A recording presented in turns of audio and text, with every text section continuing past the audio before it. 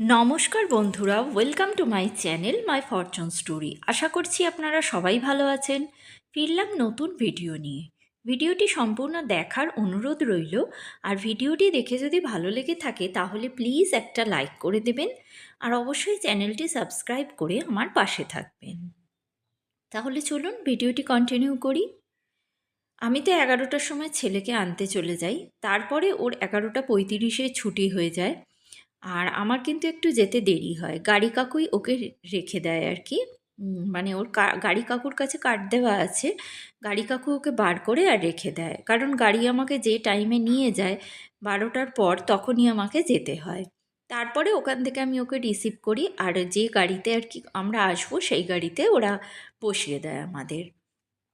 তো এইভাবে চলে আসি। আর আজকে যেহেতু নন্তু আমার সঙ্গে গিয়েছিল, সেহেতু ওকে দেখা গেল, মানে সব স্টুডেন্টরা লাস্টের দিকে নেমে যাবার পর ও আমার সঙ্গে মাঝের দিকে চলে এসেছিল। আর গাড়িতে উঠেই তো দেখলেন আমার দিব্যসোনা ঘুমিয়ে পড়ে, ওই জন্যই আমার যাওয়া, না হলে আর কি চিন্তা। তো এসেই ওকে একটু চান টান করিয়ে জল খাইয়ে দিয়েছি। আর ও খুব দুষ্টুমি করছিল দাদার সাথে। তারপরে খাওয়ার পর এবার ওকে আমি ভাত খাইয়ে দেব। আর আজকে আমি যা রান্না করেছি তার সঙ্গে কি করেছে, ওর মামি একটু বিরিয়ানি রান্না করেছিল, তো ওকে দিয়েছে। আর ও তো বিরিয়ানি দেখে তো খুব আনন্দিত, বিরিয়ানি খাবে বলে। এমনি ভাত দেখলেও অতটা আনন্দিত হয় না, কিন্তু যে পরিমাণে বিরিয়ানি দিয়েছে ও কিন্তু খেতেই পারেনি। মাংসটা একটু একটু খেয়েছে। আর ওই দেখতেই লাগছে যেন মনে হচ্ছে ও সব খেয়ে নেবে, কিন্তু অল্প একটু মাংস খেয়েছে আর ভাতও অল্প খেয়েছে, বেশি খায়নি। আলুটাই যা খেয়েছে। তো এইভাবে ওকে যা যতটা খায় এইভাবে ওকে খাইয়ে টাইয়ে দিয়ে এবার আমি ঘুম পাড়িয়ে দিয়েছিলাম। আর তার সঙ্গে সঙ্গে একটা কথা বলি, যে ও যখন খায় আমিও না তখন খেয়ে নিই। কারণ এইটা আমার মা আমাকে শিখিয়েছে, যে ওকে খাইয়ে তারপর খাওয়াবি, তার মানে তোর আরও ওখানে অনেকগুলো ঘন্টা চলে যাবে। তো একসঙ্গেই দুজনে খেয়ে নিলে অনেকটা টাইম চলে যায়। সত্যিই দেখি ওর খাবার আগে কিন্তু আমার খাওয়া হয়ে গেছে। আর এটা খুবই স্বাভাবিক। তো আমার ওখানটা আমার নিজের খাওয়ার যে টাইমটা পরে দিতাম সেটা আমার অনেকটা বেঁচে যায়। তো ওকে ঘুমটুম পাড়িয়ে দিয়ে আর আমার শোয়া হয় না। ওকে ঘুম পাড়াতে গেলে যতটুকু শুই ওই ততটুকুই। তারপরে একটার পর একটা দায়িত্ব যেগুলো ঘাড়ে আছে সেগুলো তো পালন করতেই হয়। চলে এলাম ছাদে। ছাদে চলে এসে, আর এটা আমার ডেইলি রুটিন, রোজকারই। ছাদে চলে এসে যেসব জিনিসগুলো আমি আর কি সকালবেলা কেচে দিই, জামা কাপড়, মশারি, চাদর, আজকে মশারি কেচেছি, প্রায় দিনই আমার চাদর কাচা থাকে। যা ছোটোখাটো জামা কাপড়, দিব্যর জামা কাপড় তো অনেকগুলোই করেই কাচতে হয় প্রায় দিনই।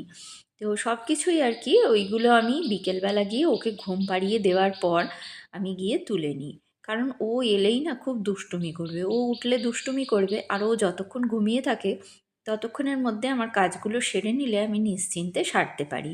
কারণ ও এদিকে দৌড়োদৌড়ি করে, ওদিকে দৌড়োদৌড়ি করে, এই সব দেখতে দেখতেই না আমার কাজগুলো আর্ধেক ওলটপালট হয়ে যায়। তো ও যতক্ষণে ঘুমোয় ততক্ষণে আমি নিশ্চিন্তে কাজগুলো সব পরিপাটি করে সারতে পারি।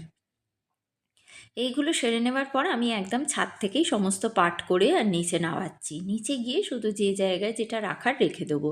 এতে করে আমার অনেকটা সুবিধা হবে। আর এই বিকেলবেলা এইরকম সময় এসে বেশ ভালোই লাগছিল, কিন্তু কি জানেন তো, বেশিক্ষণ দাঁড়াবার সময় নেই। মাথার ওপর এত কাজ থাকে না, যে এই দাঁড়ানোটা আমার কাছে বিলাসিতা মনে হয়। অথচ আগে কত ছাদে দাঁড়িয়ে দাঁড়িয়ে গান শুনেছি, নিজের মতো নিজে সময় কাটিয়েছি, কিন্তু দিনগুলো কিরম যেন পাল্টে যায়। আর এবার নিচে এসে আমি যে রাত্রিবেলা যে ডিনার করব তার রান্নাটাও আমি এই সময়টা করে রাখি। কারণ রান্না করে বাসন মেজে তারপরে গ্যাস ট্যাস সব পরিষ্কার করে আবার আমাকে রাখতে হবে কালকে সকালের জন্য। কারণ সকালবেলা আবার দিব্যসোনাকে কিছু তো আমি খাইয়ে পাঠাই। তো তার জন্য আমি সব কিছুই আর কি পরিষ্কার করে রাখি। তো আজকে এই যে একটুখানি মাছের মাথা ছিল সেই দিয়ে ডাল করেছি, ডালটা একটু শুকনোই করব। আর ওর জন্য একটা ডিম ভাজবো, আর আমার জন্য ডিমের ঝাল করেছি। আর সকালবেলা ওর যে মাছের তরকারিটা ছিল সেটা ও তো খায়নি, সেটা বেশি হয়ে গেছে। যাই হোক, গরম করে রাখবো, যদি খায় খাবে, আর না খায় তো আবার সেই তুলে রাখবো, অথবা আমি খেয়ে নেবো। এইভাবেই অ্যারেঞ্জ করি। আর একটু একটু করে রান্না করতে করতে না দেখি আমার অনেকই বেশি হয়ে গেছে। ও তো বেশি খেতে পারে না, আর খেতে বসলে আমারও সেরকম খিদের আর ইচ্ছাটা থাকে না, ওই জন্য। রান্নাবান্না সারার পর এরপরে আমি একটু সন্ধ্যা দিতে চলে গিয়েছিলাম। ঠাকুরের কাছে একটু বসি, একটু একটু আর কি মেডিটেশন বলবো না, ডিপ মেডিটেশন হয় না, সেটার সময় আমি পাই না। তো একটু ঠাকুরকে সন্ধে দেখাই আর একটু ঠাকুরের সামনে বসি। আর দিব্যসোনা তার মধ্যেই উঠে যায়। ও আর কি নিচে একটু বসে, ঘুম থেকে উঠেই তো পড়তে বসাতে বসে না, একটু ঘোরে, আমি ততক্ষণে এই কাজগুলো করে নিই। আর দেখুন পড়তে বসিয়েছি, ও দাদা দিদি ভিডিও দেখছে, সেই দিকে ওর মন। তারপরে আমি করলাম কি, সেই সকালবেলা বাজার করে এনেছিলাম কিন্তু রাখার সময় পাইনি। বাজারগুলো এখন তুলে নিলাম।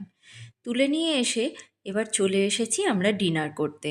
কারণ দিব্যসোনা ঘুম থেকে ওঠার পর ওকে আর আমি কিছু খাওয়াই না। ওকে কিছু খাওয়ালে রাত্রিবেলাও যে সলিড ডিনারটা, সলিড ফুডটা, সেটা কিন্তু ও খাবে না। সেটা যদি না খায়, পরের দিন সকালবেলা না ওর অনেক পটির প্রবলেম এসে যায়। তো এবার পটিটা ক্লিয়ার না হলে ওকে আমার স্কুলে পাঠাতেও ভয় লাগে। তো এইভাবেই আর কি চলতে হয় অ্যারেঞ্জ করে। যাই হোক, ওকে আমি খাইয়ে দিই আর আমিও সঙ্গে সঙ্গে রাত্রিবেলা ডিনারটা একসাথে সেরে নিই।